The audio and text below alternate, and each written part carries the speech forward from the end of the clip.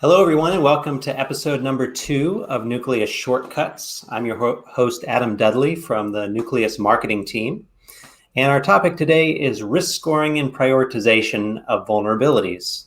Big topic in our little world here.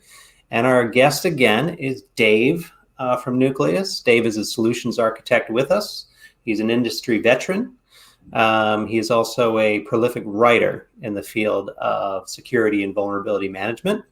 He contributes blog articles to our blog at nucleussec.com. And happy to have Dave here again today for Nucleus Shortcuts. And Dave, why don't you go ahead and expand on my introduction? Yeah, thanks, Adam. My name is Dave Farquhar, and I help organizations resolve vulnerabilities for a living. And my background includes time as a system administrator. I've been a Fortune 20 VM professional, and I have also worked at one of the major scanner vendors. Great. Well, happy to have you back, Dave. And so Nucleus really has an approach to risk scoring that's unique in this category of software. And a few weeks ago, we actually published a white paper, mainly for internal use, pretty in-depth about how we go about doing risk scoring. And I'd love for you to give us a brief overview. Sure. Yeah, the question of scoring is something that comes up a lot, especially with new customers, but not just with new customers. The problem is that under conventional scoring mechanisms, it's easy to end up in a situation where 80% of the vulnerabilities in your environment fall into the high or the medium category. Therefore, they're an emergency. And if you have 1 million vulnerabilities, that means you have 800,000 emergencies and a very limited time to go and fix them. And as you can probably guess, if you have 800,000 emergencies, you really have 0 emergencies because nobody can scale to deal with that much in such a short period of time. What we have to do is find a way to sift through those, reduce the number of emergencies to a reasonable quantity. That requires additional data, and frequently that data isn't in any kind of standard or consistent format, or it's on a different scale. Dealing with that kind of data is a standard data science problem. And to solve it, you take any numeric data that you have, take any non-numeric data that you have and convert it into numbers. Figure out how heavily you want to weigh each of those factors, maybe even make that configurable, which we do to a certain extent. Then you do a bunch of multiplication and normalization across all that data, and you create a score. Anytime any software vendor, not just us, talks about doing something called feature engineering, that's really what they're doing. Feature engineering is not magic, it's just math. That's great. And this actually reminds me of a book I read not too long ago called Essentialism. And basically the author of that book suggested that the word priority was never intended to be plural. So a priority is a priority singular, and you can legitimately only have one priority at a time. Or maybe a caveat would be when you have multiple people or multiple teams, then you can kind of dole out the priorities. But if you have multiple priorities for one individual or one team, you're actually not dealing in reality. So another way to say that might be in more of the emergency context you mentioned, is that you can only realistically fight one fire per individual team or individual at a time. Is that a fair comparison? Absolutely, that's more than fair. Some of the work can be automated, and that does allow teams to juggle more, but we have a tendency to overestimate the effectiveness of that automation. And if 100% eradication of a vulnerability is the goal, at some point you end up with one person working on one instance of the vulnerability at any given time, and that doesn't scale. System administration is a lot like home improvement projects. Sometimes everything goes smooth. One trip to the hardware store, everything fits, nothing leaks, you're done in 10 minutes. The longest part of the project was going to the hardware store and buying the stuff and then getting back home with it.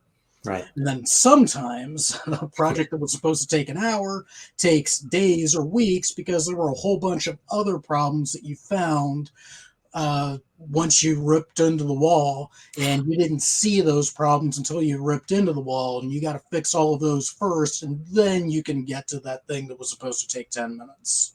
Right. So Dave, could you give us maybe a real world example of this from your own background and experience? Yeah, absolutely. This is the example that everyone uses, so it's cliche, but it's a really good one. Let's talk about Heartbleed. Heartbleed was the security crisis of 2014, and I don't think anybody who was working in the industry at that time would disagree with me on that. Now, under conventional measures, Heartbleed was a 5 out of 10, so it was a medium. And but depending on the context, it was a whole lot worse than that. This thing basically caused encryption to leak data. And if you had a web server that was processing credit cards, it was leaking credit card data. Wow. So this thing wasn't a 5 on a scale of 1 to 10. It wasn't even an 11 on a scale of 1 to 10. It was 1,000 on a scale of 1 to 10. And I was working as a security analyst at a large company at that time, and we pulled all the fire alarms. Wow.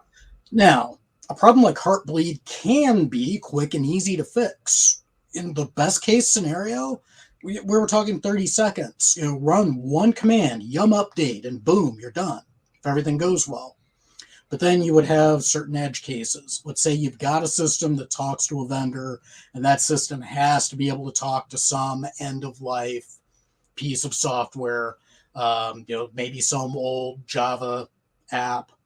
Maybe it's got to talk to Windows 2000 or Windows XP or something like that. And anytime you're dealing with cryptography and end of life systems, the solution gets much more complicated. You have options. There are definitely things that you can do to mitigate all of that, but it's not a 30-second fix anymore. So then you can be talking something that takes a whole weekend or weeks to go and fix, as opposed to the best case scenario where it takes 30 seconds. Very cool. Thank you for sharing that example from the real world of security. That's great.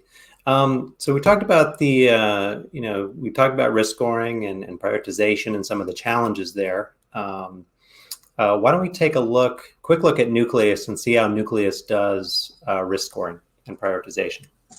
Okay, so we're on the Nucleus dashboard, Dave. Why don't you tell me where I should go so we could give folks a good look at risk scoring and prioritization? Okay, so what I'd like to do is go and grab a project. Okay, let's grab our demo project here, Acme Corporation. Perfect. So now on the project dashboard, you see an overall project risk score, and that is just the average vulnerability in your environment. So we have 763 on a scale of 1 to 1,000. So if I want to drive my risk score down, it's just the law of averages. I need to go and fix vulnerabilities that are higher than 763. I want to focus on teams and assets that have a score higher than 763. So when you look at the top risks right under that project risk score, you see here are the vulnerabilities that are affecting that risk score the most. And you can see a risk score on there. So that top one up there has a 1,000 out of 1,000. That's your heaviest hitter. Now, in this case, we've requested an exception. It's been a little while since that exception was requested. Let's get that process. We get that thing off the books. And then, but as you can see, we've got a whole bunch of 800s in there as well. So that's going to be where we're going to get the biggest return on investment. Let's go and fix these 800s. Let's not go and deal with those 700s once we've got those 800s out of the way. They deserve higher priority. Now, one of the things that is unique to Nucleus is that we do not just do this for network vulnerabilities. We also score your AppSec vulnerabilities, and we score your policy compliance findings. There isn't as much data for us to factor in when we're scoring it, and that's one of the reasons our competitors don't do it, is they feel like they don't have enough data. Well, we do have data. We can plug that data into our algorithm and get a score out of it. So let's do it. So that way you can prioritize those as well. They have exactly the same problem of not knowing where to start, not knowing where to give priority. By scoring those items as well, you can then decide, okay, here are the things that are going to give us the best return on investment. Fantastic. Thanks for that overview, Dave. So, so we've taken a look at the risk scoring and prioritization in Nucleus. Dave, how would you describe the challenges of this with someone who's maybe a little less technical? Sure. So imagine a really easy class. I had a college class that was a lot like this. More than 3/4 of the students had an 80% or better in the class because it was just so easy. Sure. But the instructor has a limit on how many A's and B's that they can give out. The dean or the professor above them or someone above them said, hey, 75% of the population isn't geniuses. So you can only give A's to 20% and B's to 20% and so on. There's got to be an even distribution, or right. More C's than the other, whatever that is. And they aren't allowed to make the class harder to solve the problem. So I've got this huge population of geniuses. How do I not give everyone an A or a B? What you have to do is grade more than the test scores. So you will go and factor in class participation, attendance, Right. maybe there's a project in the class that was harder than the tests, weigh that more heavily, just so that then you can divide things up that way. And then someone like me who had a 90% of the class but never showed up because I could see that I could get a 90% without trying, well, I end up with a C because I wasn't a good student in that class in spite of my score. Right. Where the person who had a 90% and was really trying, they deserved the A, they got the A. Gotcha. Excellent. Well, Dave, my last question is, what's one of the most important things for folks to take away from what we talked about today? So the hardest thing in vulnerability management is maintaining focus, because there's a new vulnerability out every month, if not every week. Right. Grabbing headlines and trying to get your attention, because that's how security researchers make names. That's how web-based publications make money, is by getting clicks.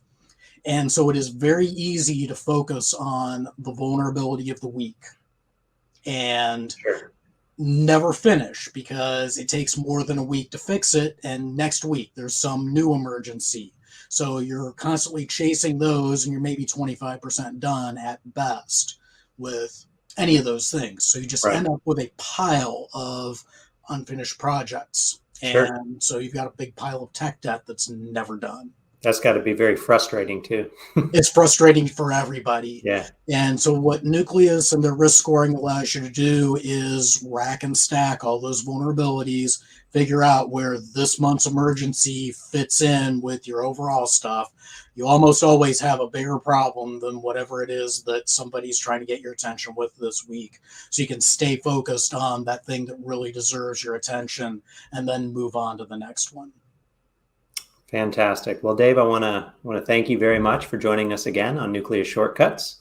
We'll share any links that might be relevant in the show notes, including how you can get a free trial and take our demo on demand. And we'll see you next time on Nucleus Shortcuts. Thanks again, Dave.